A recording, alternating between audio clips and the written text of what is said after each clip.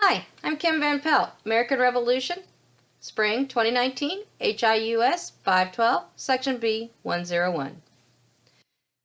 Today, we're going to talk about Dicey Langston. It is hard to find a lot on women in the American Revolution, since many were spies and carriers or soldiers in hiding. All had to be kept secret. I want to take a moment and look to South Carolina, where women played their role in the American Revolution, such as Kate Morberry and Jane Thomas, or my chosen lady for this piece, the story of Dicey Langston. Dicey Langston lived in the Lawrence District of South Carolina.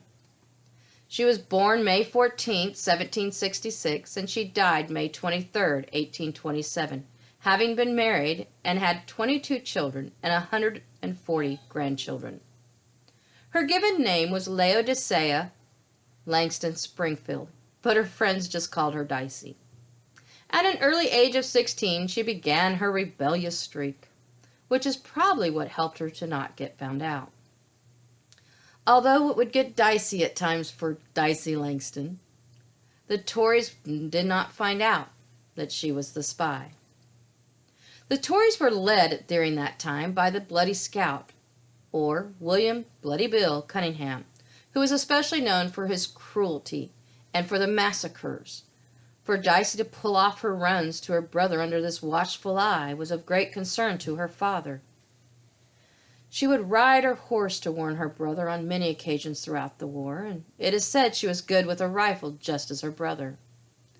There was one time that Bloody Bill showed up at her house and threatened her father, and she jumped up between them and stopped it from happening.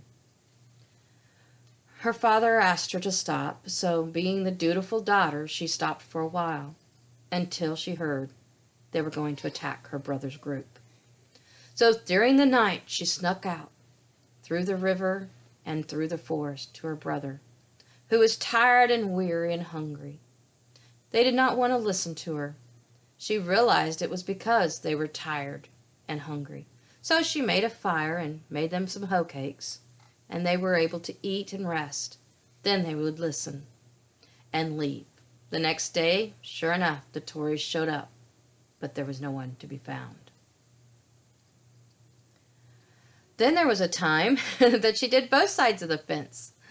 For her and her father had heard that there were some Whigs that were going to attack their Tory neighbors. So her father told her to run and warn them. So off she went to warn the Tories. But while she was there, she heard that there were Whigs that were going to be attacked by the Tories. So she hurried to the Whigs to warn them.